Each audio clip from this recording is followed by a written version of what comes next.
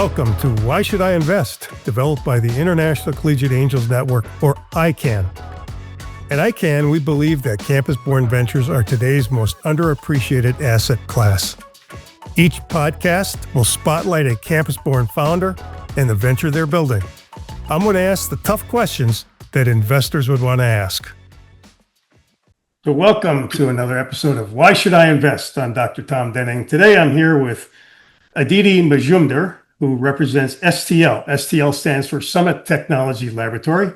STL enables shared wearable-free experiences via automated projection mapping scalably, accurately, and in minutes. And I should say that differently. It's wearable-free experiences, right? And Aditi, welcome to the show. Tell us a little bit about yourself and how you came up with the idea for your technology. So I'm Dr. Aditi Majumder. I graduated from University of North Carolina, Chapel Hill, and then I have been a professor at University of California, Irvine. Many of you have probably worn a virtual reality headset, right? We were designing that when I was a graduate student in Chapel Hill. Of course, it needed a room-size machine, and the internet was not fast enough to deliver. But if you have worn those, you may have seen that they cannot be used for a longer time, right? It's limited usage. You get nauseated. You don't feel. There is a lot of restrictions, and world has kind of understood that our future is not with something isolating us from others on our head, right? Since then, I have been working on this new kind of technology, which essentially allows you to take the VR out of the headset and project it around you. So imagine a shared experience where digital imagery is wrapping around you, kind of like if you have been to Sphere in Vegas, right? Or if you have been to Disney, Soaring, California, right? Now, this experience today, of course, is very limited and takes a lot of money to build. It's not scalable. So this wearable-free immersive experiences are very hard to create. So what the technology that we have come to build is basically a software that helps you to create such immersive environments in a very accurate manner, scalable manner, and where there is not much of hardware dependence. So when I say hardware dependence, I don't mean that it doesn't need the projection hardware and all those things. I mean that you can use anything you want. If you have some projectors lying around, you can use those, right? Wow. So this has been kind of my life's work. This has been my kind of area of research in UC Irvine. I am known as a pioneer in this domain. I have written 2 books. I have graduated multiple PhD students. And then finally, I thought that this technology is now ready to take from the deep tech state in the lab to the commercial market. Wonderful. And that's why STL was formed. And today we are around 8 people working on it together. Yeah, it's amazing what you've done. And I'm glad you brought up the Sphere, because that's the first thing people think about, I think. You know, in terms of, it certainly has gotten quite a bit of press and media attention and so on, but your technology enables wraparound on any shape. Exactly. So that is our key technology, right? Yeah. So if you go to any display conference, you will see the past decade, the panel companies are spending billions on bending glass, essentially trying to bend glass, right? So what we do is we say, hey, instead of bending glass, let us take the projection technology, which people think that it's old, but it is a new way of looking at it, right? You take the projection technology, and the big difference projection has from panels is a device sits there, but the light goes out and falls on any surface.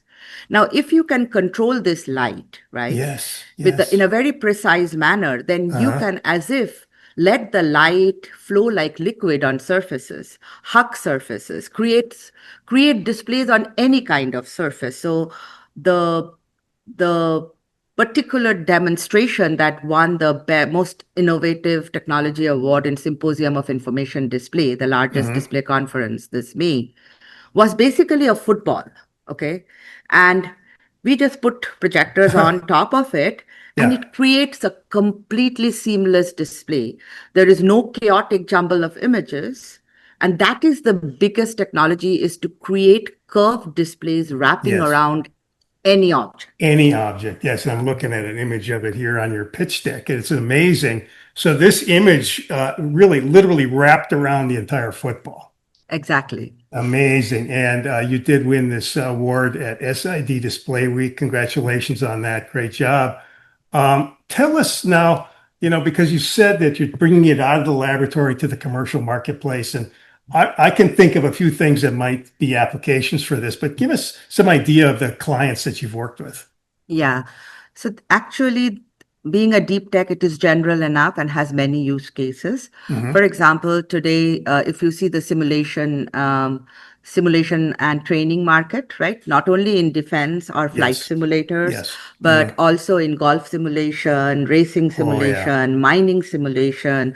They all use projection-based systems because you cannot train on a headset for a long enough. So they have their use case for travel and all those things.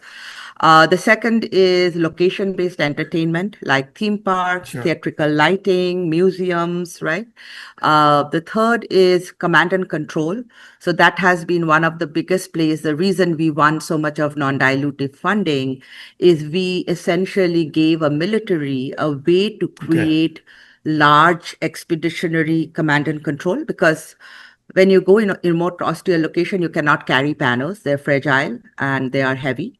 And then there is also usage in digital signage. For example, we are working with a company in Germany who want to create digital signage on pillars in the station. So, you don't want to spend a ton of money. You don't want to disrupt any operation trying to put up panels. So projectors are a perfect option.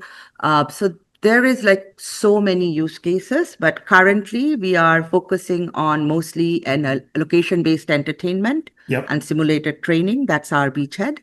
And we also have a focus with an advisor in defense who is trying to focus on use cases in defense. For example, in Space Force, in Special Operation Command, defense has a little deeper pocket, but longer cycles. But those are our three beachhead markets. And then, any startup is opportunistic.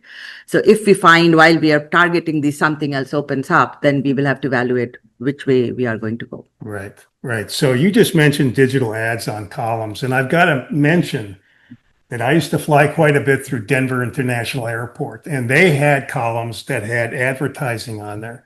Now, this was probably some other technology, and I'm just wondering how much your technology will reduce the cost of something like what I used to see at Denver International Airport. Yes, I'll give you some examples. So, for example, we have a customer in Discovery Science Museum here locally in Orange County, California. They were trying to build an IMAX size exhibit where it was 24 feet high, 24 feet wide. And the IMAX projector usually costs around $300,000. What we did was we used standard projection, 3 of them. So the cost came down to $50,000 for the hardware. And then using our software, they're getting an IMAX size and quality exhibit. Wow. And unlike previously when people would do this, they would need a large maintenance crew. Anything goes wrong, somebody has to come and sit for hours to fix it because they have to kind of make the projection all seamless. But with our software, a high school volunteer maintains it, pushes a button, deploys it in 5 minutes, and then it gets done. Okay, so you've made it fairly seamless. And now, I'm not a technologist, but I think you said that you can use your standard projectors that you already have at hand. Yes, so that's one of the big advantages today. Though this is kind of what will open up new markets as well, right? Right. Today, because people don't have this kind of sophisticated automation, people kind of limit themselves in the kind of projectors they can use. For example, they will usually want professional level projectors, which will give you Sure. uniform brightness. Okay. Or they will not want short throw or ultra short throw projectors, because they cause a lot of lens distortion. Or they won't be using Okay. consumer level projectors because the brightness varies, right? Right. So all of these are taken care of with our software. And also we don't care which brand it is, right? Because we Okay. are working in the software. We don't care what the Yeah. hardware is. Wow. So you can do with any kind of hardware. Right. So you guys are a software company. We are Yeah. we are essentially a software company. Yeah. Okay. That's very interesting. And how do you think what is the business model that lies behind your software? So the way we work, and we are already getting customers and we are already selling because we have the market ready first version of the product. The way we work is any immersive environment need three entities. They will have, of course, projectors for displaying the pixels. They will have something called media servers, which they will need to push like hundreds and thousands of pixels at a real-time capability. And the third one will be an integrator company who usually talks with the end users and brings a project from design to finish, right? So we plan to offer our software through these channels, right?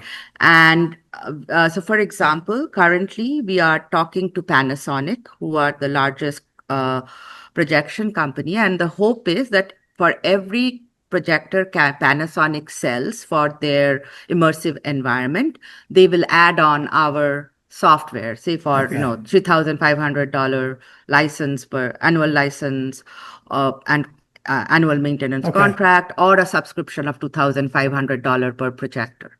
Okay. Okay. Per projector. Now that brings up the next question then. With the football example, how many projectors were required for you to be able to produce that image on the football? The football was actually, we used 6 mini projectors. The small one. The football is very small. So mini projectors are not very high quality ones. They each cost around $300 to $500, right? Right. And we use 6 of them. Now you bring in a very important point, right? With the point is, probably when we go into the market in the future, we will open up the market for these kind of low-cost projectors to be used in systems, right? So therefore, right now, people are only using professional. So our pricing will have to adapt to that, right? So we have designed some kind of pricing for future where if you are using very low-cost projectors, you're not going to be able to pay. If your projectors are 500, why are you going to pay 2,500 per projector for this, right? So we have to work on that. But today, all the applications are mostly with professional projectors where this pricing makes sense. Yeah. So you mentioned before that you've received some substantial non-dilutive funding, and you've been at this research for a number of years. Give us a little background on the kinds of projects that you've been working on with the funding, and articulate in a little more detail the experience that you have in this field. Yeah, so I have been in this domain for a very long time. I have actually been an advisory consultant for Disney Imagineering for their Soaring California ride, for their Cars and Nemo ride. So all of them involve projection. I have also advised Cubic Defense, which is a big defense company, for different kind of training environments. I have also advised several startups in their technical pipeline development. So with that experience, of course, working in UCI as one of the premier institutions, multiple PhD students, I've got a lot of experience there. Then what happened is, when we started building this company around we were kind of focusing on location-based entertainment. And in 2020, everything shut down because of COVID. Of course. Fortunately, we also had identified a use case in defense where we found that when people go set up a base in Afghanistan or Iraq, they really cannot carry panels and so on. Right. So people were actually having tons of data, and there were literally like hundreds of companies for doing data analytics for them, like Immersive Wisdom, Plantier, and all of those. But there was no solution for them to visualize the data in a manner which would get to good decisions, right? So they were only using Wow. a single projector or a single laptop, right? So what we did was at that time we submitted a proposal to US Special Operation Commands, who Okay. are the one who has to deploy very fast most of the Uh-huh. time. So showing them how we can have a stretch fabric draped over a collapsible frame and create a large 8K display within 30 minutes. And Wow. our software can put it together. So that won us around $2 million in the first phase two Yeah. award. They told, hey, Yeah. build this one. Uh-huh. And we built that one. Then the next one we did was they told, hey, this looks awesome. We want to create 320-degree surround command centers using this. So can you scale this to like having multiple sections instead of Uh-huh. just one 10 feet by 8 feet? Can you make it surround 320 degrees, 16 feet Uh-huh. diameter, right? Uh-huh. So we then did a scalable architecture for that, which needs like, more work on the software now because you Yeah. will have multiple machines driving this. Yeah. And we did that. That got us another $1 million. Okay. Then they All right. told, hey, we are having this collapsible frame and we have to put up all these things, but we have the tent walls. So why not just use the tent walls? And we told, okay, now, but that Yeah. means tent walls are moving, Yeah. right? Because tent walls are moving due to HVAC, due to environmentals, due Sure. to people moving around. So then we developed the next version of the technology, which is actually our version 2 of our product, which will be Uh-huh. coming out next year, is even as objects move, even if it's dynamic, Yeah. in real time, the projection is adapting multiple Wow. projectors and creating a display. That's amazing. And that led to a connection to Space Force, Uh-huh. who were actually trying to train their guardians, and they don't like flat displays because Uh-huh. space is best visualized in a dome. But they didn't know how to create a portable dome display. So we worked with KBR, another defense prime, where we took a portable, inflatable dome, right? So Uh-huh. and therefore it kind of changes shapes from time to time, but we can always run our software and make it seamless within a few minutes, right? And with 4 projectors, we created a complete surround visualization. We Yeah. integrated it with KBR's Space Analytics, which is Iron Stallion. And now we have a turnkey solution which KBR is trying to sell to US Space Force. Wow. That's And this amazing is, yeah, so this kind of gave us technology. the total $6 million, Yeah. Yeah. which we were able to put our head down and develop the whole product. Yeah, well, you clearly have a tremendous product. You have a tremendous background. And currently you are ready to go to market in a more direct way, and you're raising some capital. How much capital are you raising in this round? We are looking for 2 to 3 million. Uh-huh. And we have got our lead investor, Uh-huh. and we have got 2 following investors who will follow the term sheet given by the lead. I see. Okay. And how do you think you're going to be deploying that capital? What would be the use of So, funds? yeah, 2 ways. Our number one priority is go to market Uh-huh. revenue. Okay. Okay. So, because we have a product, everything is ready, Yep. we want to generate revenue.